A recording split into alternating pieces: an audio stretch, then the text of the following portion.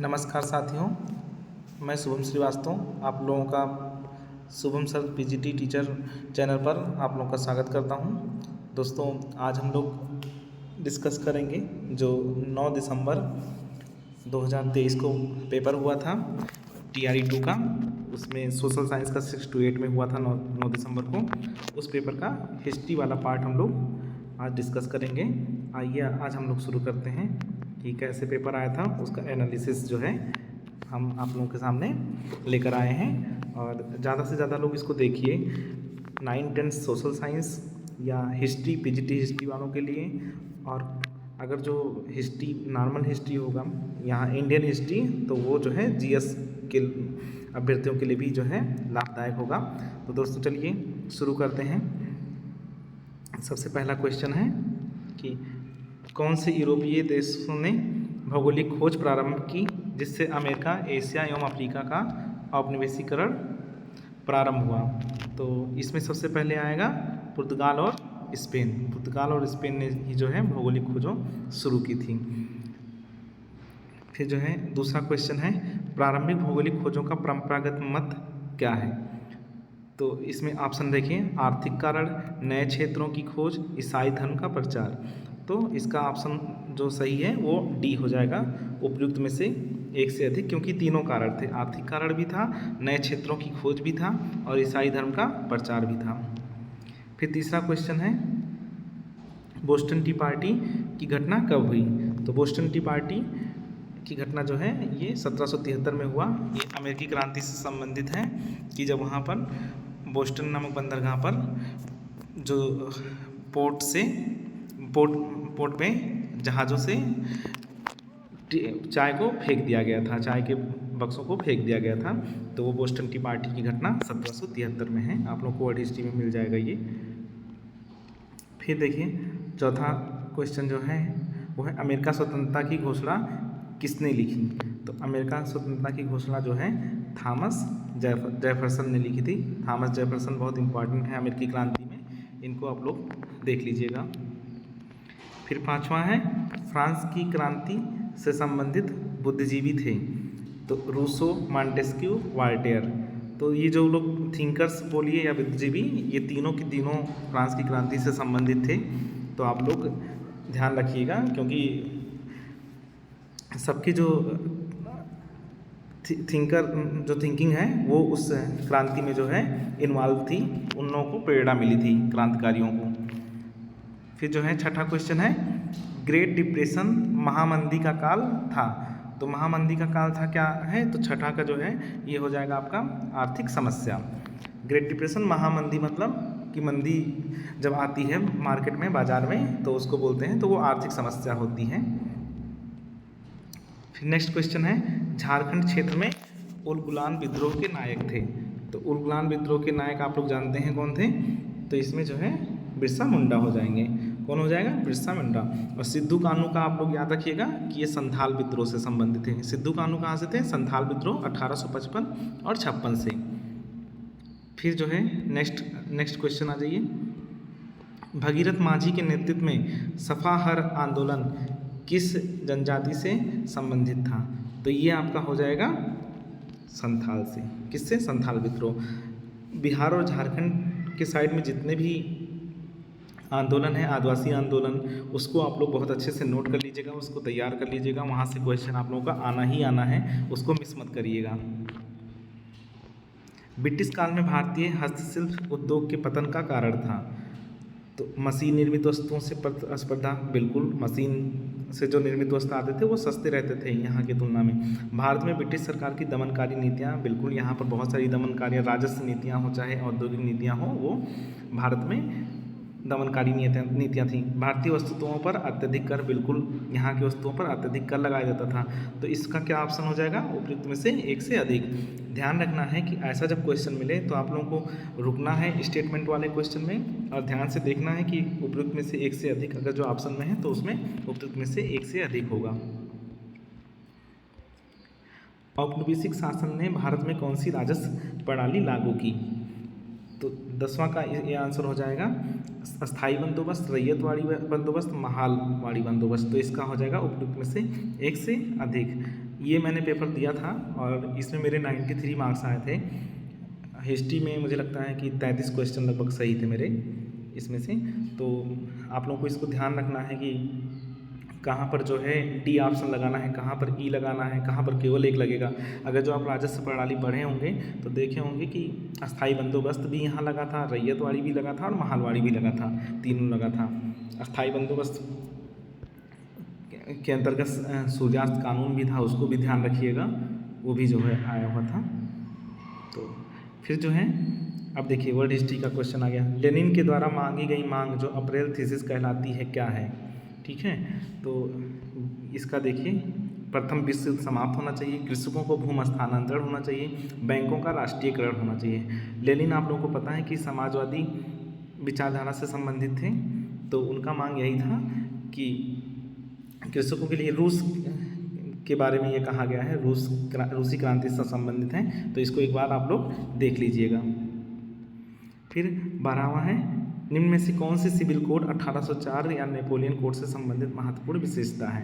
ठीक है, तो 12वां का इसमें देखिए संपत्ति का अधिकार, विधिक समानता, जन्म के आधार पर भेदभाव की समाप्ति, तो ये चारों हो जाएगा, तीनों हो जाएगा, मतलब तो उपयुक्त में से एक से अधिक हो जाएगा। डी ऑप्शन इसका सही है।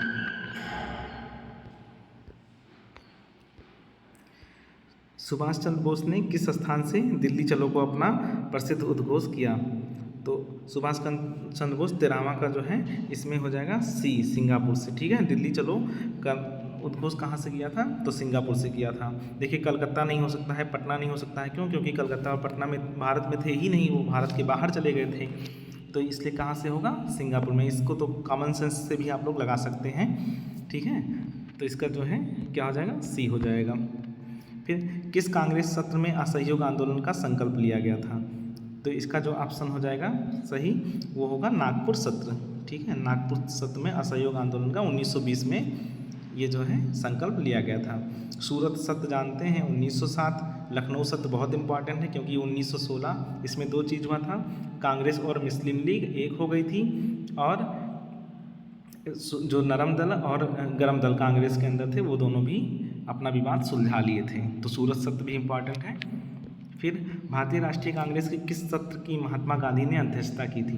देखिए एकमात्र अधिवेशन की अध्यक्षता महात्मा गांधी ने भारतीय राष्ट्रीय कांग्रेस का किया है और वो एक ही है, वो बेलगांव 1924 में जो है गांधी जी ने इसकी अध्यक्षता की थी। एकमात्र केवल मतलब कांग्रेस की अध्यक्षता एक ही बार अध्यक्षता किया है गांधी जी ने, बेलगांव वाला, तो उसको ध्यान रखिएगा। फिर गांधी की प्रसिद्ध दांडी यात्रा को कौन सा आंदोलन कहा जाता है? तो गांधी की प्रसिद्ध दांडी यात्रा को कौन सा आंदोलन कहा जाता है? तो बताइए इसमें नमक सत्याग्रह, खिलाफत आंदोलन, भारत छोड़ो आंदोलन कौन सा होगा? देखिए तो इसमें नमक सत्याग्रह हो जाएगा। क्या हो जाएगा? नमक सत्याग्रह। सबने अवज्ञा भी पूछ लेगा तो उसको भी टिक कर सकते हैं, कोई प्रॉब्लम नहीं है, वो भी सही माना जाएगा आपका। फिर क्वेश्चन है किसने फॉरवर्ड ब्लॉक की स्थापना की थी? तो फॉरवर्ड ब्लॉक की स्थापना ये हो जाएगा आपका सुभाष चंद्र बोस।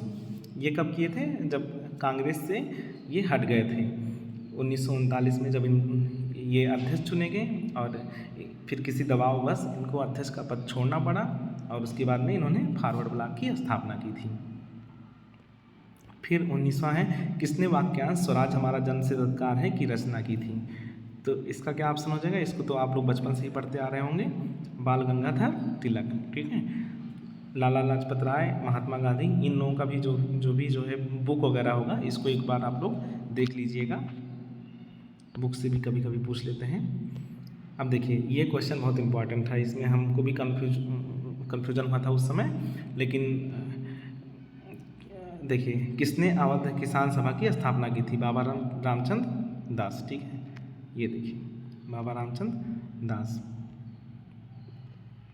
इसमें लगना था ई भी हो सकता है क्योंकि एक नाम और था, तो स्थापना से थोड़ा सा डाउट था मुझे उस समय, लेकिन बाबा रामचंद्र ही लगाए थे, फिर सही हो गया था।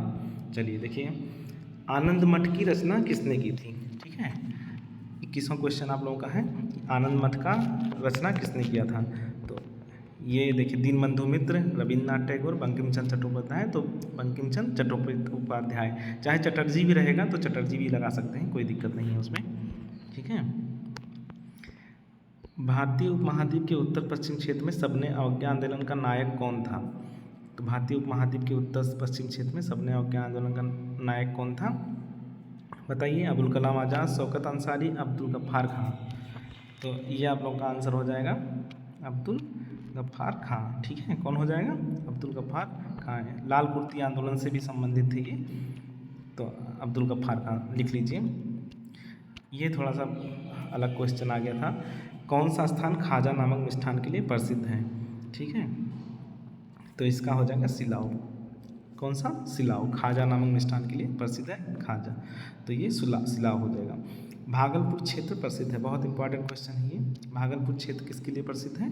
तो आप लोगों को पता होगा 24 का क्वेश्चन, ये काटन एवं सिल्क उद्योग के लिए। बोला नहीं जाता है भागलपुरी चादर बहुत फेमस है, तो काटन एवं सिल्क उद्योग के लिए। ठीक है, 24 क्वेश्चन। फिर 25 क्वेश्चन देखें, निम्न में से कौन सा युग्म सही है? अब देखिए बिहार स्पेशल का आ गया क्वेश्चन। लीची, मुजफ्फरपुर, केला, वैशाली, मखाना, मधुबनी। तो इसमें आपका ये देखिए डी, इसमें तीनों हो जाएगा, क्योंकि ये लीची मुजफ्फरपुर में मिलता ही है, केला वैशाली का बहुत ज़्यादा फेमस है, हाजीपुर वैशाली का बहुत ज़्यादा फेमस है, और मखाना भी जो है मधुबनी का आप लोग सुने ही होंगे, बहुत फेमस है।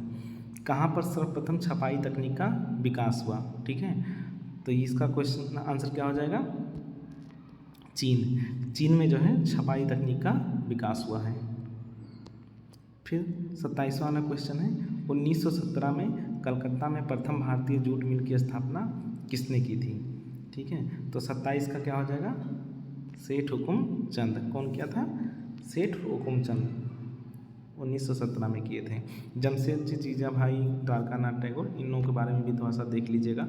द्वारकानाथ टैगोर जो है वो 1835-36 के आसपास हैं, उनका देख लीजिएगा एक बार। होम चार्जेज क्या है? 28वां क्वेश्चन है, होम चार्जेज क्या है? तो भारत के बाहर ऋण पर दिया जाने वाला ब्याज, ब्रिटिश अधिकारियों का व्यक्तिगत संपत्ति प्रेषण, ब्रिटिश अधिकारियों का पेंशन। तो इसमें जो है आपका डी हो जाएगा, सारा सही है। होम चार्जर में सब आ जाएगा। ठीक है, होम चार्जर एक्चुअली भारत पर ही देय होता था, भारत को ही देना पड़ता था।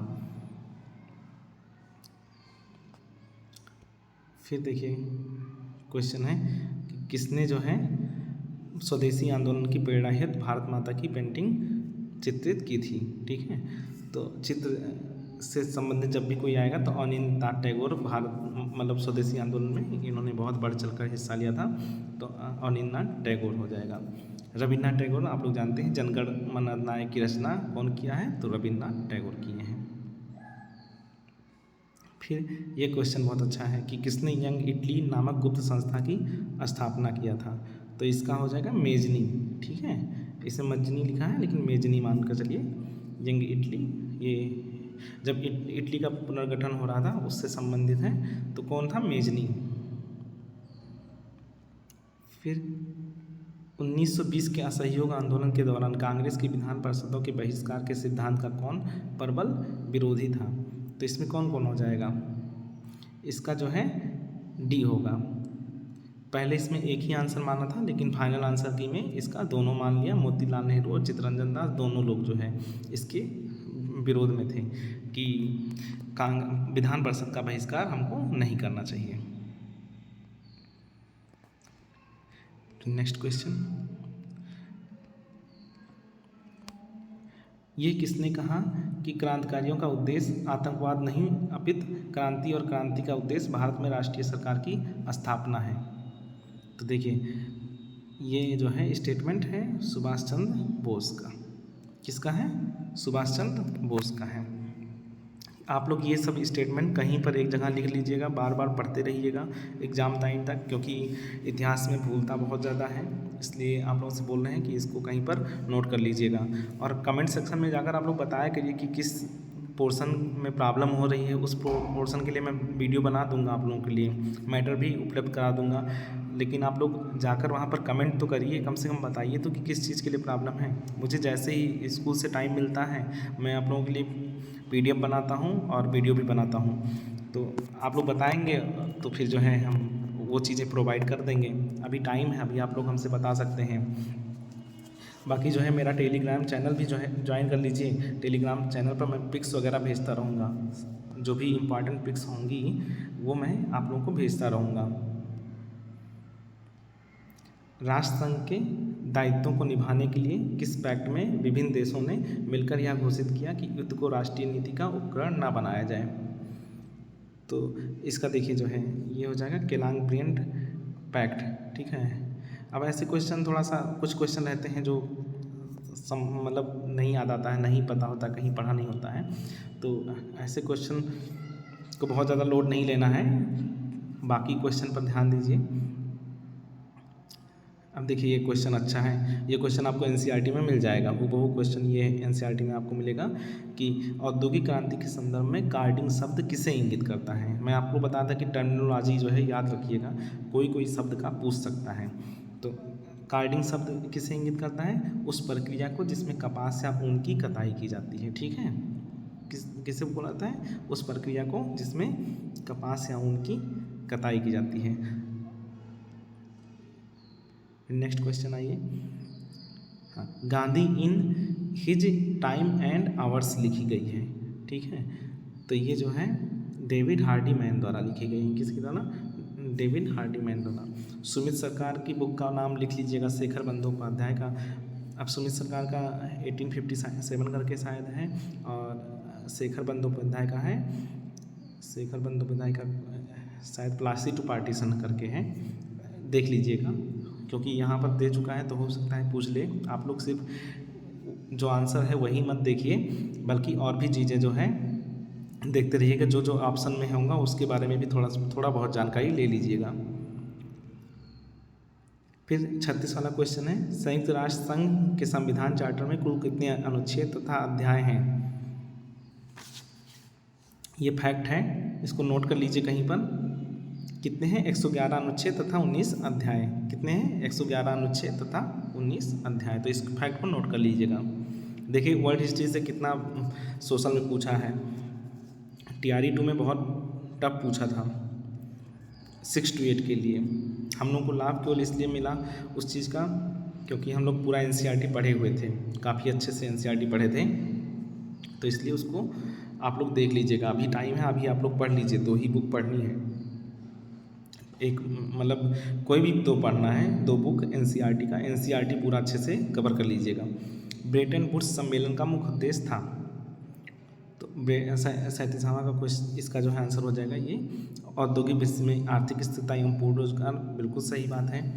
विश्व व्यापार संगठन के माध्यम से वैश्विक आर्थिक स्थिरता लाना, द्वितीय विश्व युद्ध से उपजी आर्थिक मंदी को कम करना। ब्रेटन वुड्स यानी फिर विश्व बैंक की फिर स्थापना इसी से रिलेटेड है, तो उसमें क्या था? उपयुक्त में से एक से अधिक हो जाएगा, तीनों लगभग रहेंगे, ठीक है। फिर देखिए चीनी लोक गणराज्य की स्थापना किस वर्ष हुई? तो चीनी गणराज्य की स्थापना कब हुई थी? तो इनमें से कोई नहीं होगा, ठीक है, उपयुक्त में से कोई नहीं होगा, क्योंकि इसका शायद आंसर 1949 है, ठीक है। कितना है? 1949 है। इसको आप लोग नोट कर लीजिएगा कहीं पर। फिर 39वां वाला क्वेश्चन है कि औद्योगिक क्रांति के उत्थान में किस कारक ने सहायक भूमिका निभाई थी? तो कृषि क्रांति, बिल्कुल। पूंजी तथा नई प्रौद्योगिकी, बिल्कुल। व्यापार प्रतिबंधों की समाप्ति।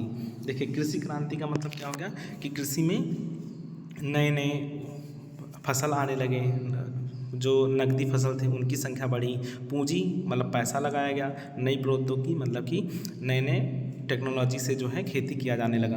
व्यापार प्रतिबंधों की समाप्ति यानी कि जो व्यापार प्रतिबंध लगाया था किसी एक देश से दूसरे देश में, उसको समाप्त किया गया, तो जो है मुक्त व्यापार चलने लगा, तो डिमांड बढ़ गई, और डिमांड बढ़ेगा तो क्या होगा कि जो है सप्लाई भी करना पड़ेगा। इस वजह से औद्योगिक क्रांति के उत्थान में इन सब ने सहायक भूमिका निभाई।